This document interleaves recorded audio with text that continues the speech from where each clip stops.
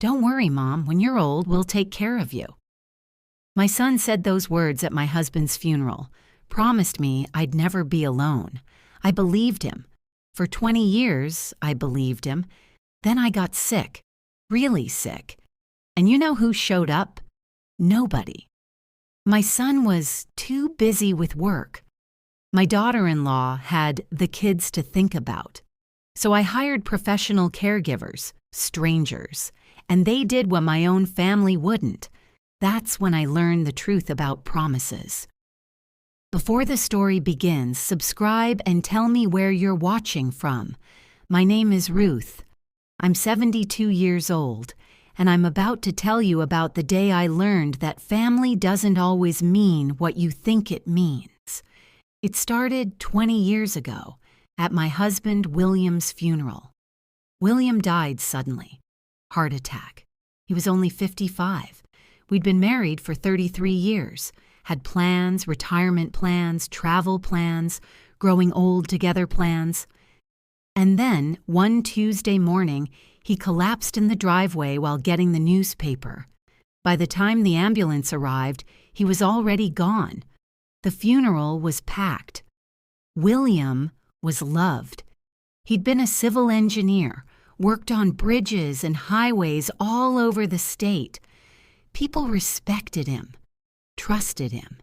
He was the kind of man who kept his promises, who showed up when he said he would, who did what he said he'd do. I wish I could say the same about our son. Keith was 25 when his father died. Fresh out of business school, starting his career in sales, full of ambition and energy, he took time off work to help me plan the funeral, organized everything, made calls, handled the logistics. I was grateful. I was drowning in grief, and Keith stepped up. After the service, after everyone had left and it was just the two of us standing in our living room surrounded by casserole dishes and sympathy cards, Keith put his hand on my shoulder. "Mom," he said, his voice serious, "I want you to know something. You're not alone. You'll never be alone. When you get older, when you need help, Valerie and I will take care of you. That's a promise." Valerie was his girlfriend at the time. They'd been dating for 2 years. She was sweet, quiet. She stood in the corner of the room, nodding along with everything Keith said.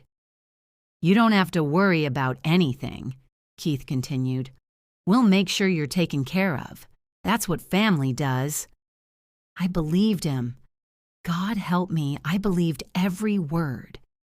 "Thank you, sweetheart," I said, tears streaming down my face. "That means everything to me."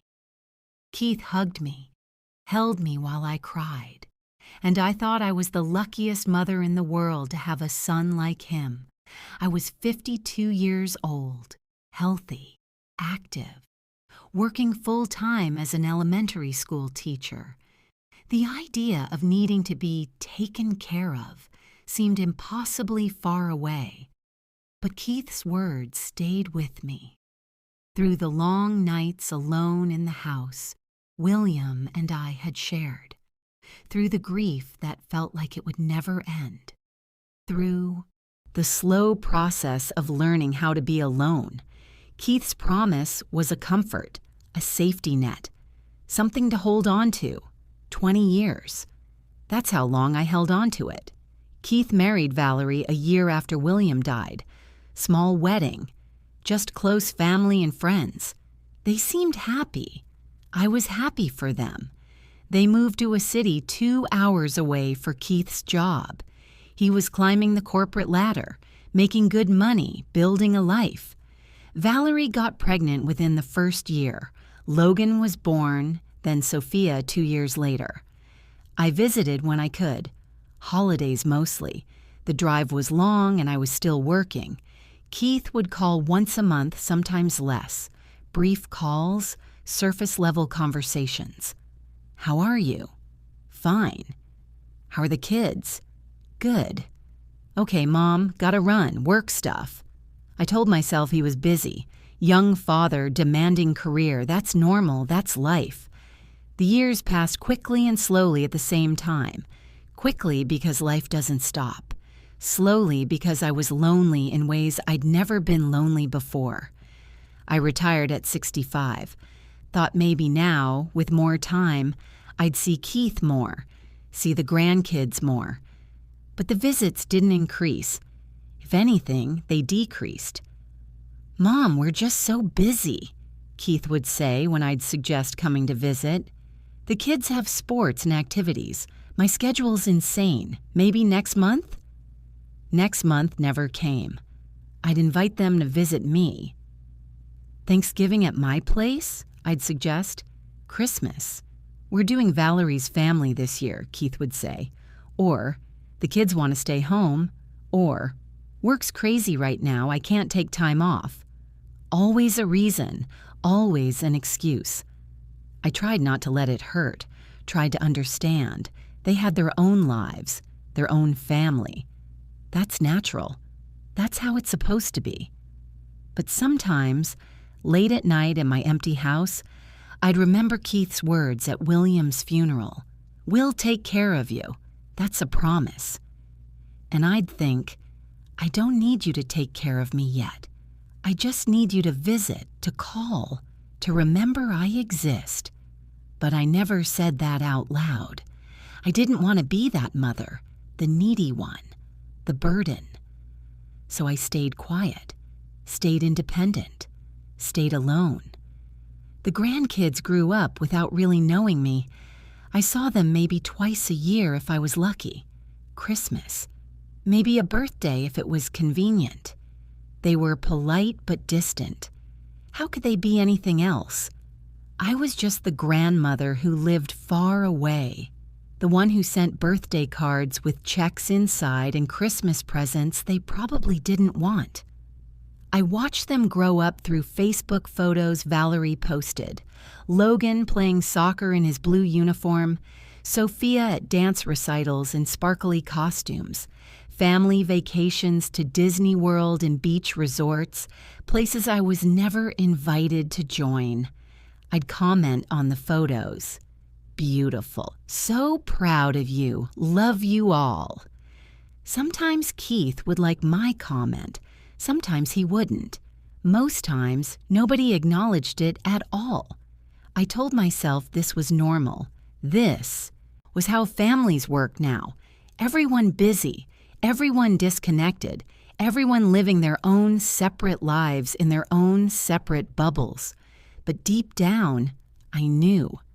I knew I was being left behind, forgotten, put on a shelf like an old yearbook no one wanted to look at anymore. Still, I held on to that promise, held on to those words Keith had said with such conviction 20 years ago. Because I believed, I truly, deeply believed, that when the time came, when I actually needed help, he'd be there. I believed my son was like his father, a man who kept his promises, a man who showed up when he said he would, a man of his word. I was wrong about all of it. The time came last year, and Keith was nowhere to be found. It started with fatigue, not the normal kind of tired you feel after a busy day, the kind of exhaustion that seeps into your bones and stays there. I'd wake up after 8 hours of sleep, feeling like I hadn't slept at all. Simple tasks, grocery shopping, doing laundry, climbing the stairs, left me breathless and dizzy. I thought it was age. I was 71. Maybe this was just what getting old felt like. Maybe this was normal. But then came the chest pains, sharp, stabbing pains that made me stop halfway up my own stairs, gripping the railing, waiting for them to pass. Shortness of breath that came out of nowhere, dizziness that made the world tilt sideways. I made an appointment with my doctor, Dr. Sullivan. I'd been seeing him for 15 years, trusted him completely. He ran tests, blood work, EKG, chest x-rays, a stress test I failed spectacularly. And then he sat me down in his office, his face serious, and said the words that changed everything. "Ruth, your heart isn't working the way it should. You have congestive heart failure." Heart failure, the same thing that had killed William. The irony hit me like a punch to the chest. "How bad is it?" I asked. My voice sounded far away, like it was coming from someone else. "It's manageable," Dr. Sullivan said carefully, "with the right medications, lifestyle changes, and close monitoring. But Ruth, you can't live alone anymore. It's not safe. You need someone with you. Someone to make sure you're taking your medications correctly. Someone to recognize the warning signs if you're declining.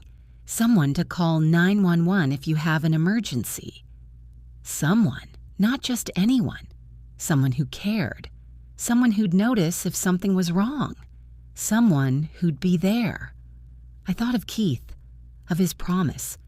20 years ago, standing in my living room with his hand on my shoulder. "We'll take care of you." This was it.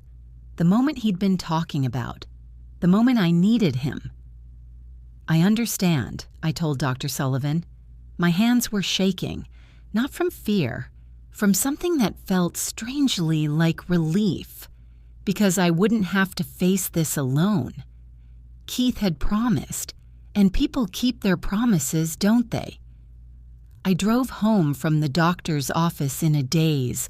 My mind was racing, planning. Keith would need to know. We'd need to figure out arrangements. Maybe I could move closer to him. Or maybe he and Valerie could take turns staying with me. We'd work it out.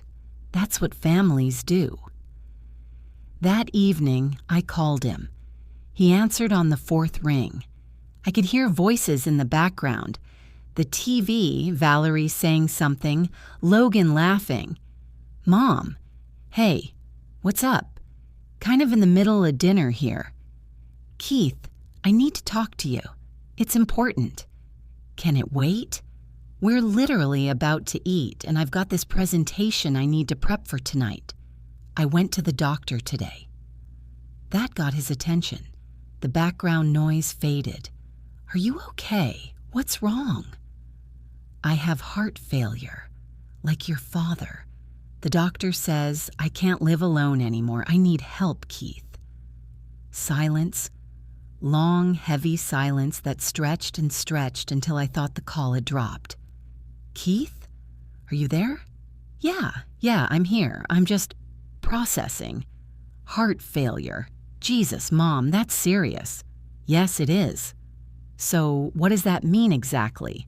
Like, how much help are we talking about?" "We."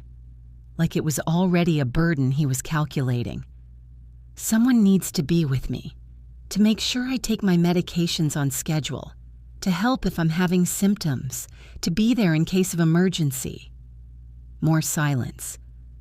"Mom, that's a lot. That's like full-time care." "I know it's a lot, but you said at your father's funeral, you promised you'd take care of me when I got old. You said I'd never be alone. This is that time, Keith. I need you now." I heard him exhale. Long and slow. "Right. I know I said that, and I meant it at the time. But Mom, that was 20 years ago. Things are different now. I have a career. Valerie has the kids to manage. We're not set up for this kind of thing." This kind of thing. Like I was a problem, a logistical challenge. "So what am I supposed to do?" "I don't know. I need to think about it. Talk to Valerie. This is huge, Mom. You can't just spring this on me and expect an immediate answer." "I'm not springing it on you," I said, my voice shaking. "I'm telling you I'm sick. I'm telling you I need help. I'm reminding you of what you promised.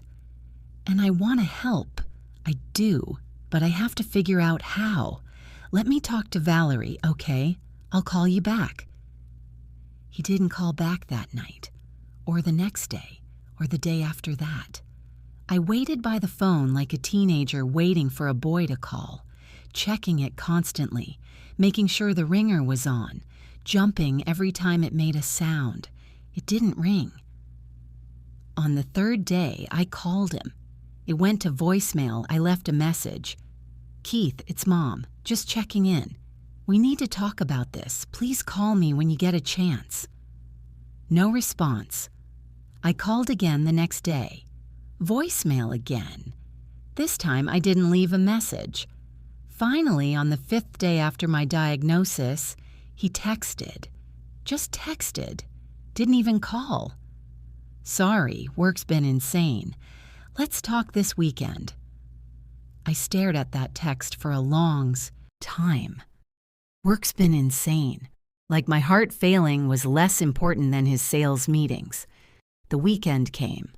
I waited. Saturday passed. No call. Sunday afternoon, my phone finally rang. "Keith." "Hey, Mom. Sorry it took me a while to get back to you. You know how it is." I didn't know. I didn't know how you could leave your sick mother hanging for almost a week. "It's fine," I lied. "So Valerie and I talked about your situation." My situation, not your health, not what you're going through, my situation. "We want to help, Mom. We really do. But we need to be realistic here. We can't have you move in with us. The house just isn't big enough. Logan and Sophia need their own space. And honestly, with my travel schedule and Valerie managing everything here, it wouldn't work." "I wasn't asking to move in with you," I said quietly. "I was hoping you could help. Visit more. Check on me. Maybe Valerie could come stay for a while, or you could—" Keith actually laughed, a short, incredulous laugh. "Mom, Valerie? She's got Logan's soccer 3 times a week, Sophia's dance twice a week, plus managing the house, plus her book club and yoga and everything else. She can't just drop her life to come take care of you. Take care of me.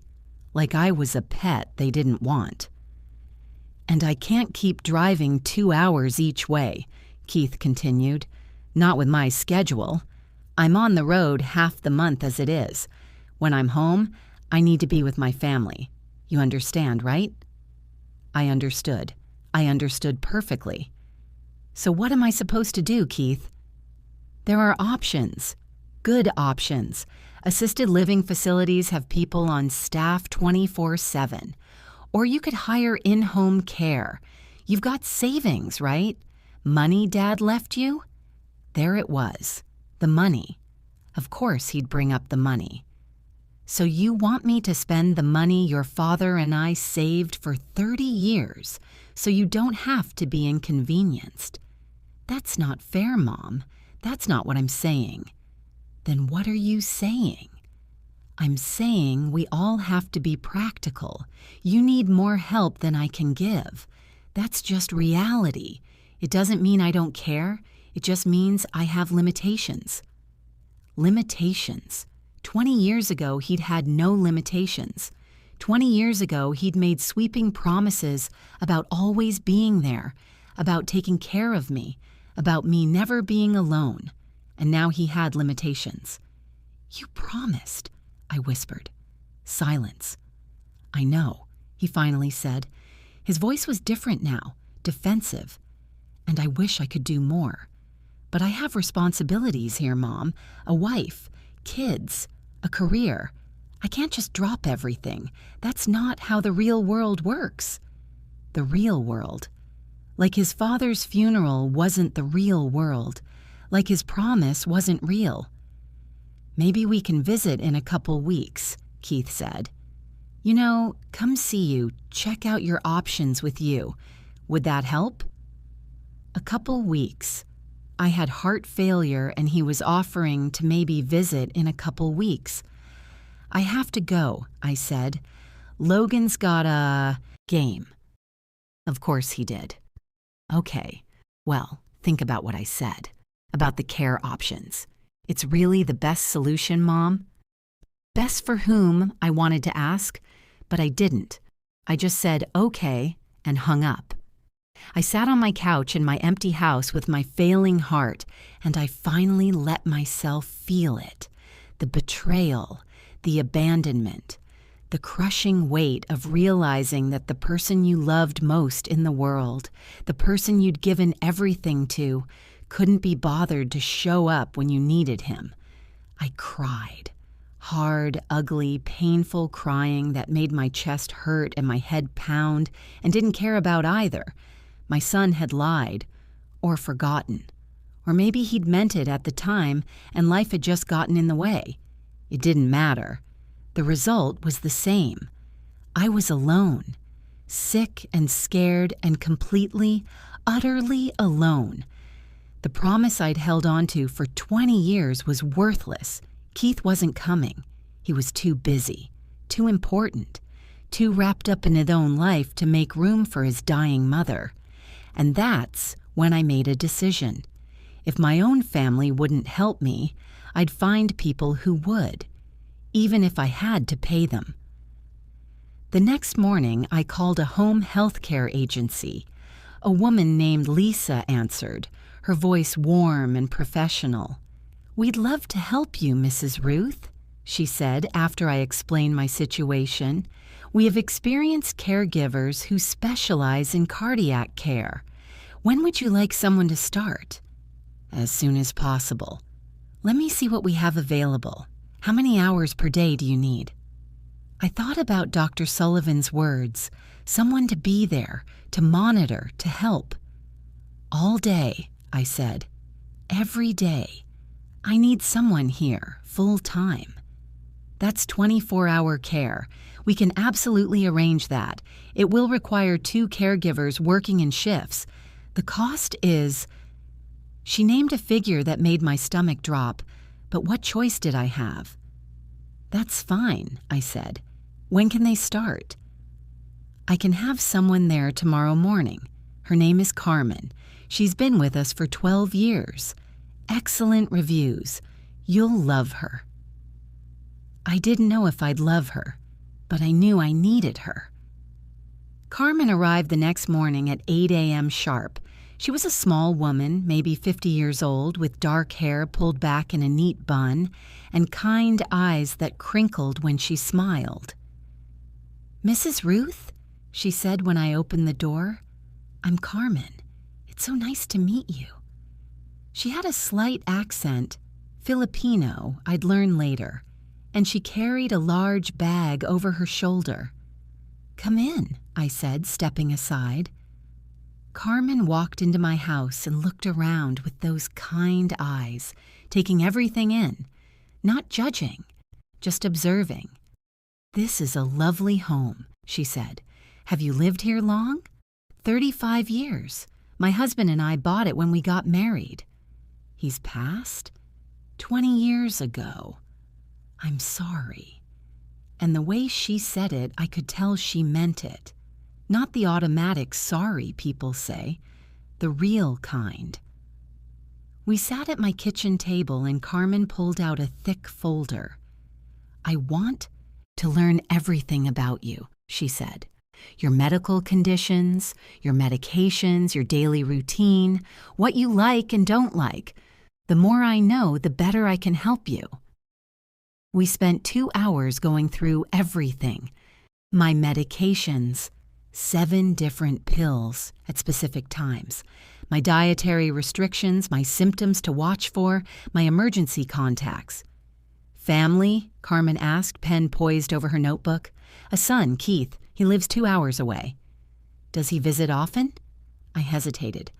"No, not really." Carmen looked at me for a long moment, those kind eyes seeing more than I wanted them to see. "Many of my clients have family far away," she said gently. "That's okay. That's what I'm here for." And something about the way she said it, not judgment, not pity, just simple acceptance, made me start crying.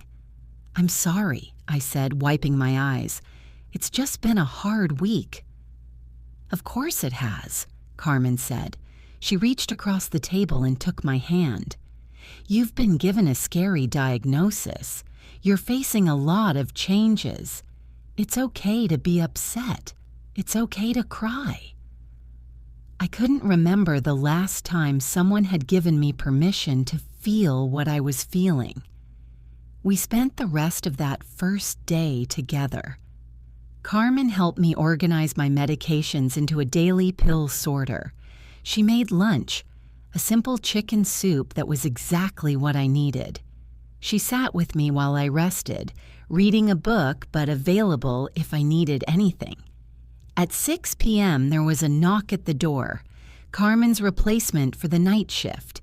His name was Andre, a young man with a gentle demeanor who shook my hand firmly when Carmen introduced us. Andre will be here through the night, Carmen explained. If you need anything at all, just call for him. I'll be back tomorrow morning at 8. And she was. The next morning, exactly at 8, there was Carmen at my door with fresh coffee and a warm smile. This became our routine.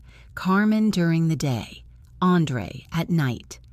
And slowly, I began to feel safe again. Carmen wasn't just good at her job. She was exceptional.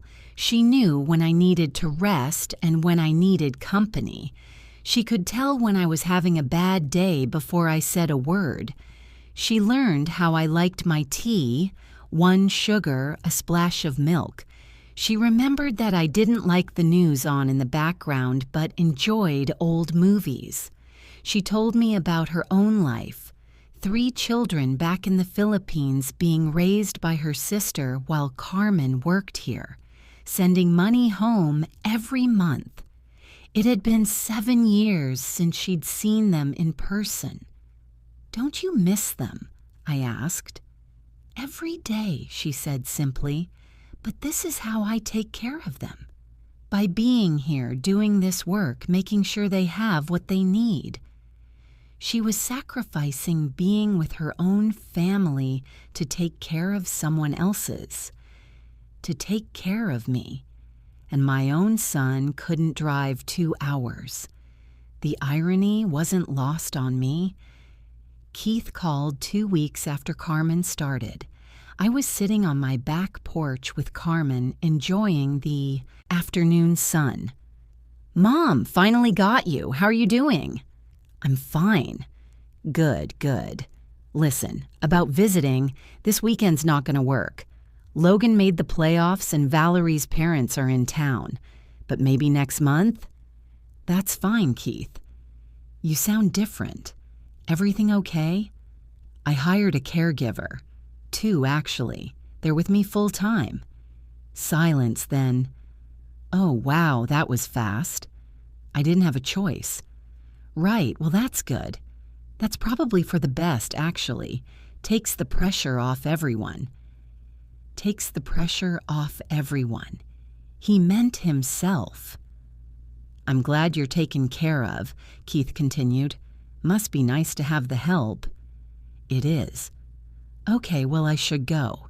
We're about to head to Logan's game, but I'm glad you're okay, Mom. Love you. Love you, too. I hung up and sat there for a moment, phone in my hand.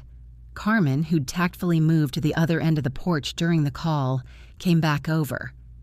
Your son? She asked gently. Yes. He's busy? Very. She nodded, didn't say anything else, didn't have to. 3 months passed. Carmen and Andre became fixtures in my life. More than that, they became my family in ways my actual family wasn't. Carmen knew when I was having a hard time breathing before I said anything. She'd have my inhaler ready, would help me sit in the right position, would stay calm and reassuring until it passed.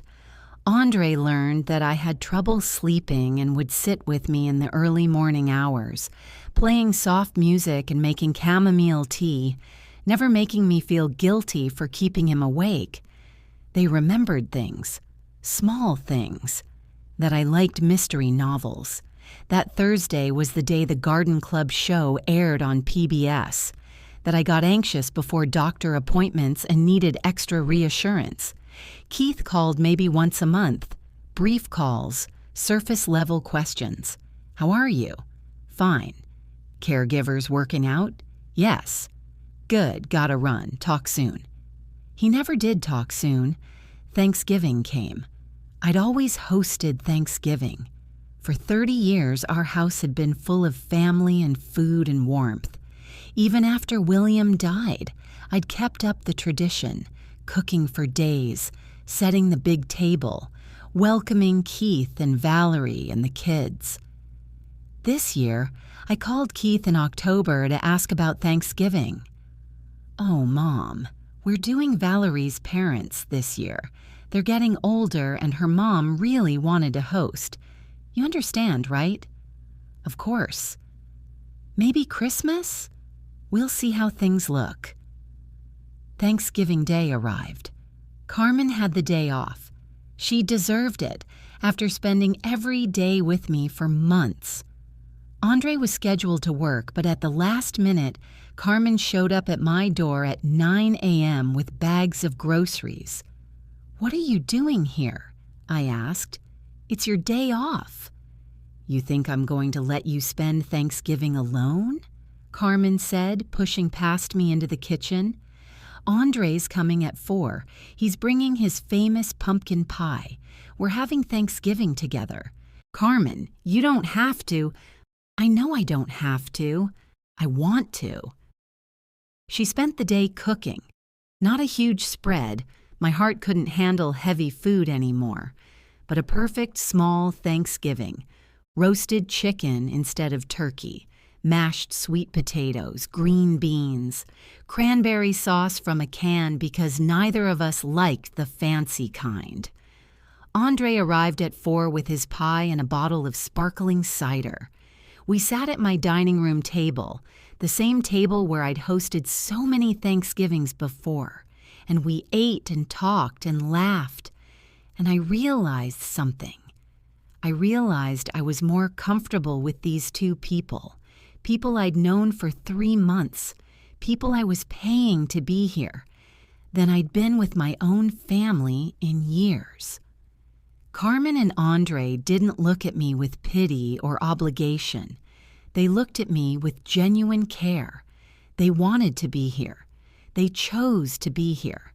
That night, after Andre had gone upstairs and Carmen had cleaned up the kitchen despite my protests, she sat next to me on the couch. "Thank you," I said. "Today was special." "Family isn't always blood," Carmen said softly. "Sometimes it's the people who show up, the people who stay." I thought about Keith, about his promises, about 20 years of slowly fading away. And I thought about Carmen and Andre, about how they'd shown up every single day for 3 months, about how they knew my medication schedule better than my own son did, about how they'd given up their own Thanksgiving to make sure I wasn't alone. "You're right," I said. That night, I made a decision, a big one. I called my lawyer the next morning. My lawyer's name was Margaret Chen. She'd handled William's estate 20 years ago, and I'd kept in touch with her over the years. Christmas cards, the occasional lunch. She was sharp, no nonsense, and fiercely protective of her clients. "Ruth," she said when I called that Friday morning after Thanksgiving, "how are you feeling? I heard about your diagnosis." "Small town. Word travels. I'm managing." "Margaret, I need to update my will." "Of course. When would you like to come in?" "As soon as possible." We scheduled for the following Tuesday. Carmen drove me to Margaret's office downtown. The building was old brick with creaky wooden stairs and frosted glass doors. Margaret's office was on the 3rd floor, overlooking Main Street. She stood when we entered, coming around her desk to embrace me gently. "It's good to see you, Ruth. Please sit." Carmen waited in the reception area while Margaret and I talked. "What changes are you thinking about?" Margaret asked, pulling out a thick folder with my current will. I drafted it 5 years ago. Everything went to Keith. The house, the savings, William's life insurance money that I'd never touched, the small investment portfolio, all of it, because that's what mothers do. They leave everything to their children. I want to make some significant changes, I said. Margaret picked up her pen. I'm listening. I took a deep breath. I want to leave a substantial portion of my estate to my caregivers, Carmen Rodriguez and Andre Williams. They've done more for me in 3 months than my son has done in 3 years. Margaret's face didn't change. She'd probably heard worse. How substantial? Half. Split between them. Carmen gets the larger share. She's been with me longer, works more hours. And the other half? Keith can have the rest. The house, half the savings. It's more than generous, considering he couldn't be bothered to show up when I needed him. Margaret set down her pen. Ruth, I have to ask, are you doing this because you're angry? Because anger-based estate planning often leads to regret. I'm not angry, I said. And I wasn't. Not anymore. I'd moved past anger weeks ago. I'm clear-headed, Margaret. These people have kept me alive. They've given me my medications on time, recognized when I was declining, called my doctor when I couldn't breathe. They've sat with me at 3 a.m. when I was scared. They've made me laugh. They've made me feel like I matter. That's worth something. That's worth a lot. And Keith? Keith has a career and a family and a life that apparently doesn't have room for his dying mother. He made his choice. Now I'm making mine. Margaret studied me for a long moment. Then she nodded. Okay, let's do it. We spent 2 hours going through every detail. The house would be sold, proceeds split between Keith, Carmen, and Andre, according to the percentages we'd outlined. The savings accounts, the investments, the small pension from my teaching years, all carefully divided. I also added a personal letter. Margaret suggested it, said it would help explain my reasoning if Keith contested the will. Though she didn't think he could successfully contest it, I was of sound mind, there was no coercion, and I was being more than fair by leaving him half. The letter took me a week to write. Carmen would find me at the kitchen table at odd hours, staring at blank paper, trying to find the words. You don't have to do this, Carmen said one evening. Whatever you're writing, if it's painful, you don't have to. I do, I said. I need him to understand. The final letter was 3 pages long. I didn't keep a copy. I didn't want to. But I remember the important parts. I told Keith I loved him, that I'd always love him, that nothing would change that. I told him I remembered that day at his father's funeral, every word he'd said, every promise he'd made. I told him I understood that life got complicated, that responsibilities piled up, that intentions and reality didn't always align, but I also told him that promises mattered, that showing up mattered, that I'd needed him and he hadn't been there. I told him about Carmen and Andre, about how they'd stepped into the gap he'd left, about how they'd cared for me with patience and kindness and genuine affection.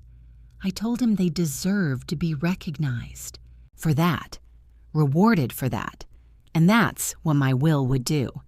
I ended it simply. I hope you can understand. I hope someday you'll see that this is fair. I love you, Keith. I always will. But love isn't enough. Sometimes you have to show up, too. Margaret notarized everything, filed the paperwork, put copies in her safe, sent one to Keith's address. He's going to call you when he receives this, Margaret warned. Probably upset. Are you prepared for that? Yes. I wasn't, but I said yes anyway. Keith called 3 days later. It was a Saturday morning.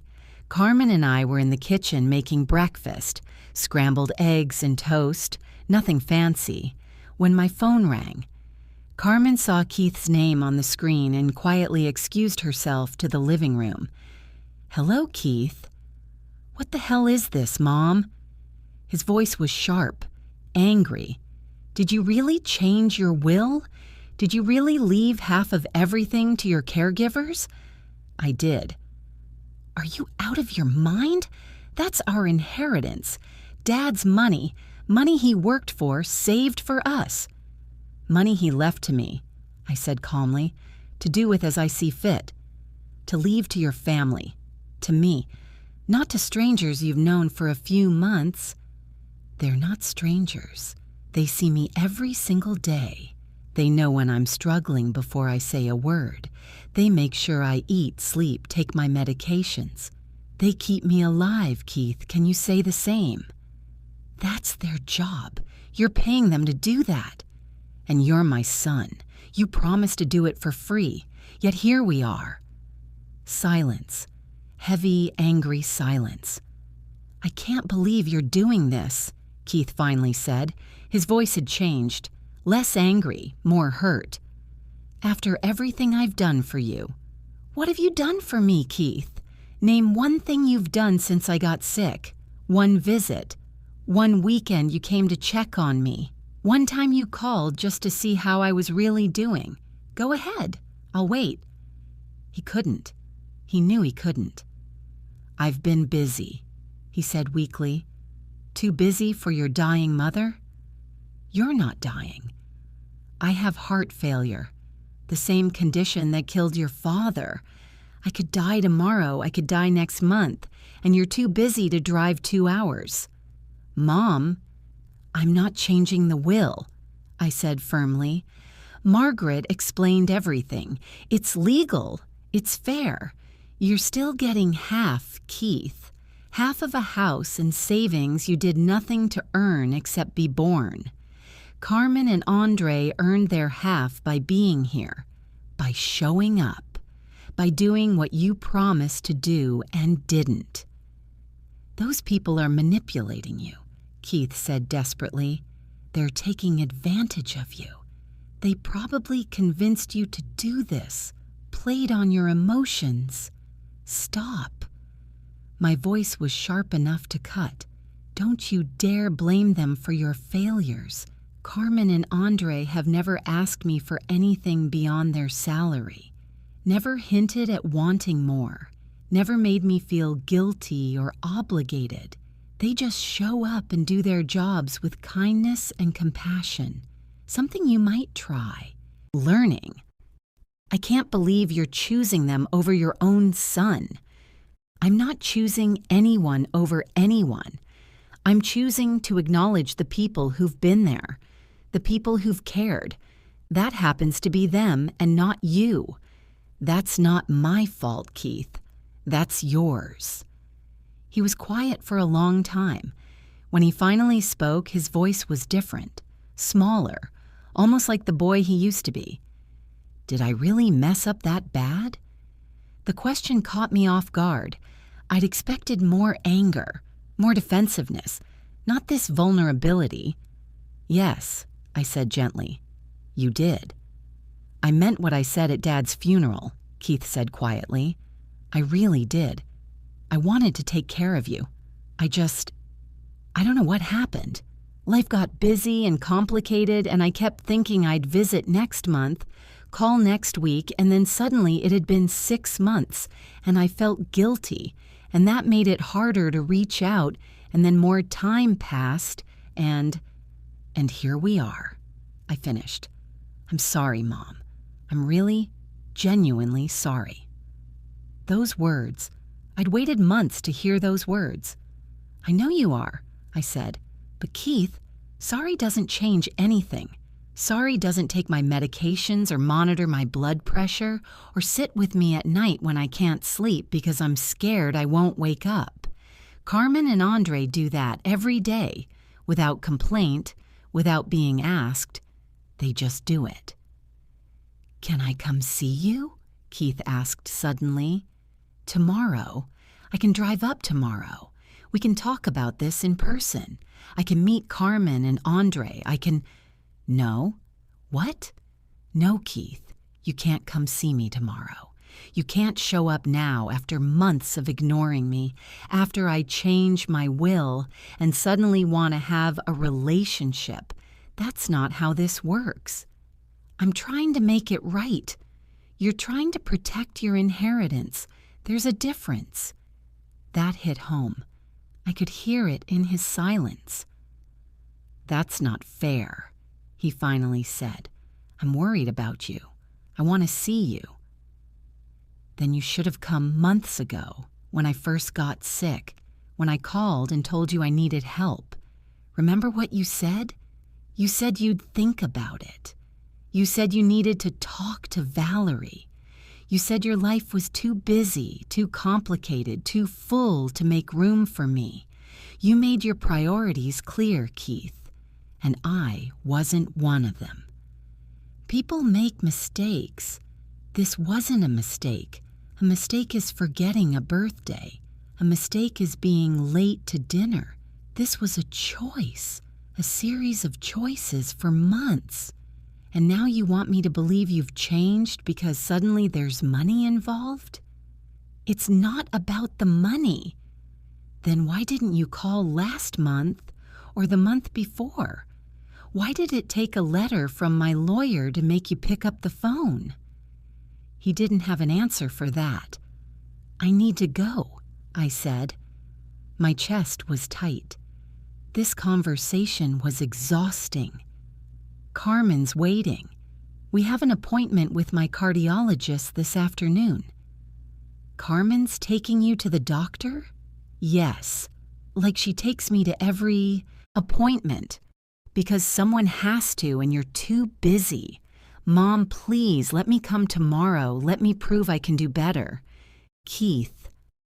I took a deep breath. I love you. I will always love you. But I don't trust you anymore. You broke that trust. And trust isn't something you can fix with one visit or one apology. It takes time, consistent effort, showing up, being present. Things you haven't done and I'm not sure you're capable of doing.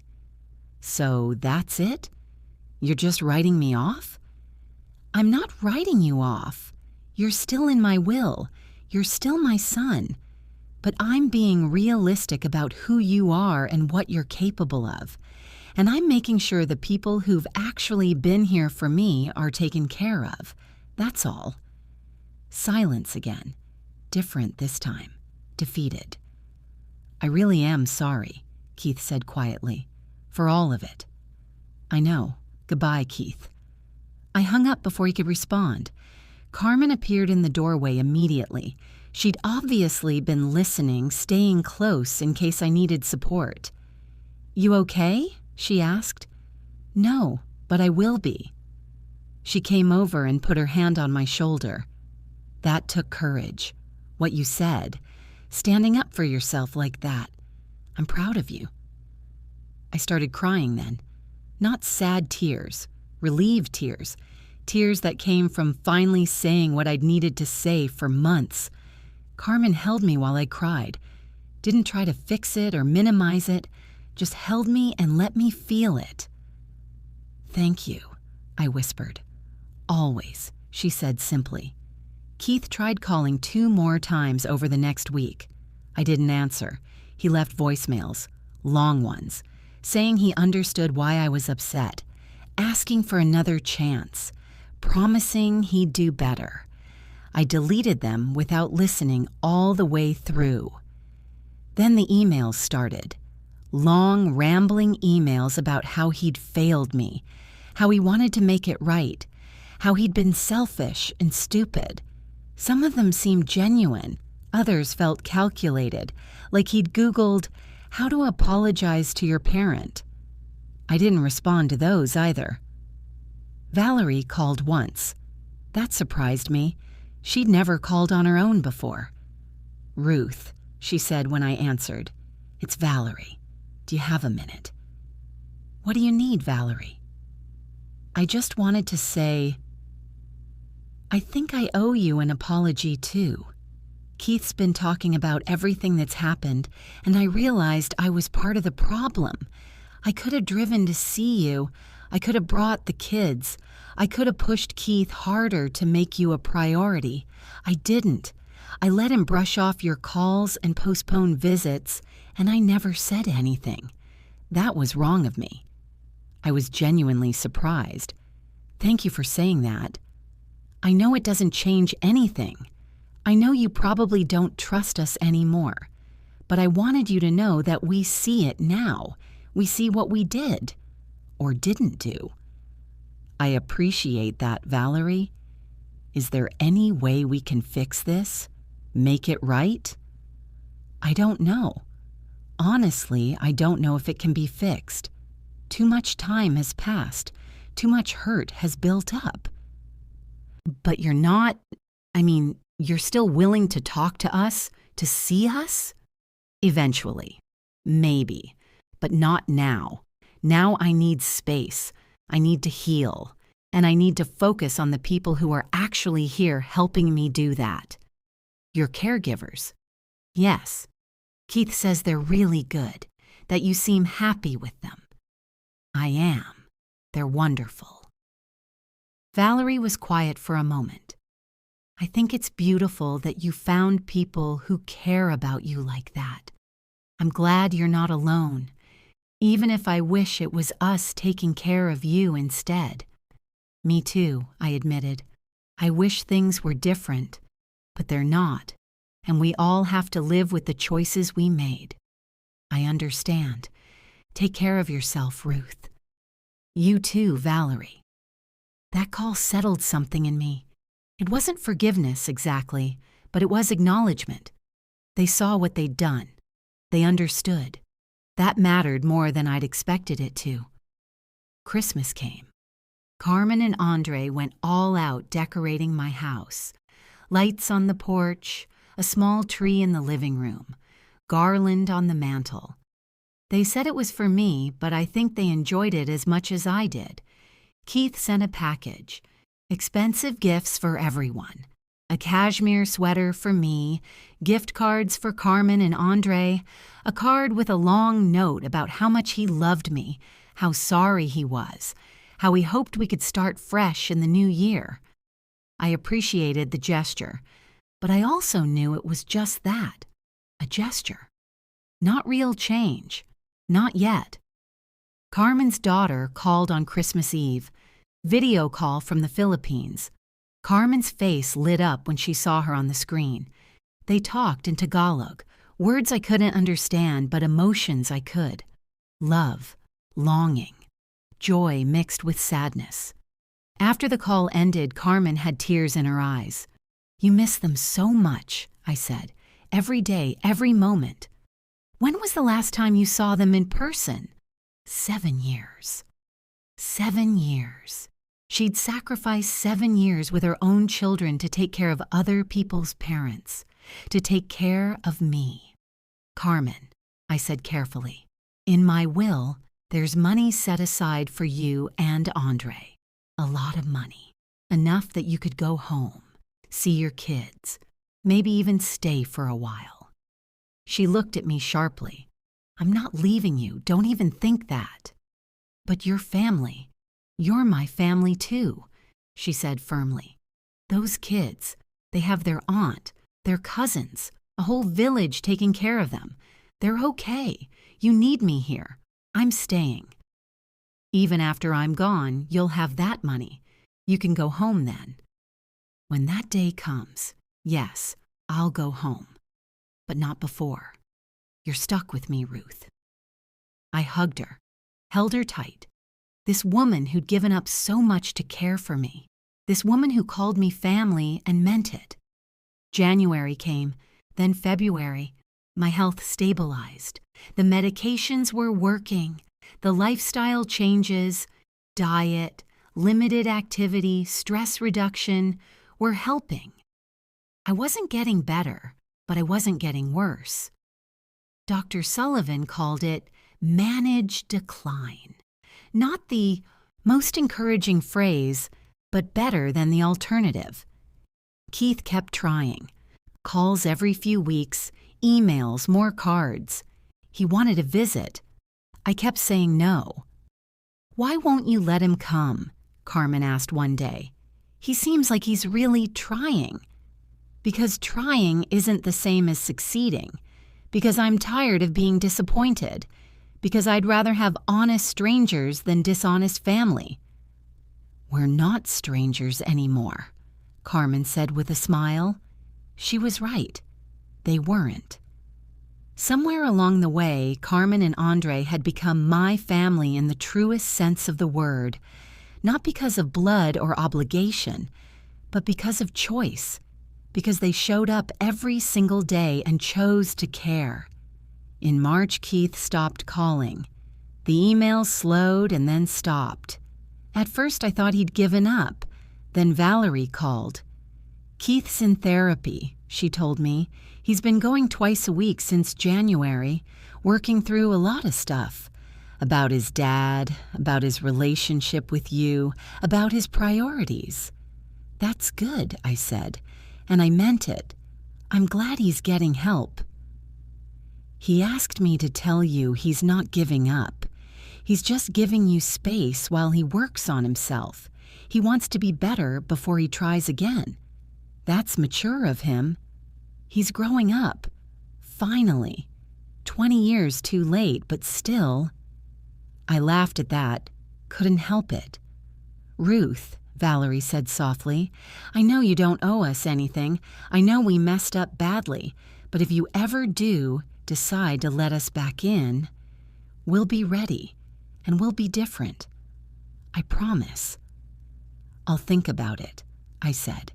And I did think about it. Over the next few weeks, I thought about it a lot. I thought about Keith as a little boy, holding my hand crossing the street, running to me when he fell and scraped his knee. The way he'd said, "I love you, Mama," every single night before bed. I thought about Keith as a teenager, difficult and moody, but still mine, still the son I'd raised. I thought about Keith at William's funeral, 25 years old, scared and trying so hard to be brave, making promises he meant in that moment, even if he couldn't keep them later. And I thought about forgiveness, real forgiveness, not the kind that forgets or excuses, but the kind that acknowledges hurt and chooses to move forward anyway. In April, I called Keith. He answered on the first ring. "Mom?" "Hi, sweetheart." Silence, then a shaky breath. "Hi, how are you?" "I'm better. Therapy's helping. Valerie told you?" "She did. I've learned a lot about myself. Not all of it good, but I'm working on it." "That's all anyone can do." More silence, comfortable this time. "Keith," I said, "I think maybe you could come visit. If you want, if you're still interested." "Are you serious?" "Yes. But I need you to understand something. This doesn't erase what happened. This doesn't mean everything's fine. It's just a start. A chance to see if we can build something new, something honest." "I understand. Thank you, Mom. Thank you for giving me another chance. You're my son. I'll always give you another chance. That's what mothers do." He came the following weekend, drove up on Saturday morning with Valerie and the kids. I watched from the window as they pulled into my driveway, the same driveway where William had collapsed 20 years ago, full circle. Carmen answered the door. Keith stood there awkwardly, looking at this woman who'd been caring for his mother while he'd been absent. "You must be Carmen," he said. "I'm Keith." "I know who you are," Carmen said pleasantly. "Ruth talks about you. Good things, I hope." "Complicated things," Carmen said honestly. "Come in. She's in the living room." Keith walked in with his family trailing behind. Logan was tall now, almost 16. Sophia was 13, shy and quiet. They'd grown up without me. We were strangers to each other. "Hi, Mom," Keith said. "Hi, sweetheart." We stared at each other for a moment. Then Keith crossed the room and hugged me, gently because he knew I was fragile now, but tightly because he needed to. "I'm so sorry," he whispered, "for everything. I'm so sorry." "I know," I said. "I know you are." We spent the day together, talking, really talking, maybe for the first time in years. Keith told me about therapy, about what he was learning, about the ways he'd failed not just me but himself. "I became exactly what Dad hated," Keith said at one point. "Someone who didn't keep his word, someone who let career and status matter more than family. Dad would be so disappointed." "Your dad would be proud that you're trying to fix it," I said. "That's what matters." We talked about Carmen and Andre. Keith thanked them genuinely and profusely for taking care of me. "I should have been here," he told Carmen. "You did what I should have done. Thank you doesn't seem like enough." "You're here now," Carmen said simply. "That's what matters." The kids warmed up eventually. Sophia showed me pictures on her phone from dance recitals. Logan talked about soccer, about college applications, about his life that I'd missed. It hurt seeing how much I'd missed, but it also felt like a door opening, a chance to know them, even if belatedly. They left at dinner time. Keith hugged me again at the door. "Can I come back?" he asked. "Next month? And the month after that?" "Yes," I said, "you can come back." And he did. Every month, like clockwork. Sometimes just for the day, sometimes overnight. Slowly, carefully, we rebuilt something. Not what we had before. That was gone. But something new. Something more honest. I didn't change my will. Margaret asked if I wanted to now that Keith was visiting regularly. I said no. "Carmen and Andre still deserve what I left them," I explained. "They were here when it mattered most. They showed up when no one else would. That hasn't changed just because Keith's trying to make amends now." "Fair enough," Margaret said. I told Keith about my decision. He nodded slowly. "I understand," he said. "I'm not here for the inheritance, Mom. I'm here for you. Finally. 20 years too late. But I'm here." "I know you are," I said, "and that matters more than you know." It's been 6 months since Keith's first visit. He's been here 4 times. Calls every week now. Real calls where we talk about real things. The kids know me better. They're not strangers anymore. I'm not getting better. My heart is still failing, slowly but surely. Dr. Sullivan says I have maybe a year, maybe 2 if I'm lucky. The medications can only do so much. But I'm not afraid anymore, because I'm not alone. Carmen and Andre are still here, still taking care of me with the same patience and kindness they've shown from day one. Keith is trying, genuinely trying to be the son he promised to be 20 years ago. And I've learned something important, something I wish I'd known earlier. Family isn't about promises made at funerals. It's not about blood or obligation or what you're supposed to do. Family is about showing up, being present, caring when it's hard and inconvenient and complicated. Sometimes your family is the people you pay to be there. Sometimes it's the people who have to be there. Sometimes it's both. But always, always family is the people who choose to stay. And I've been blessed with people who chose to stay. Even when, especially when, my own blood didn't. That's the truth about promises. They're easy to make, much harder to keep. And sometimes the people who never promised you anything end up giving you everything. What would you do if this happened to you?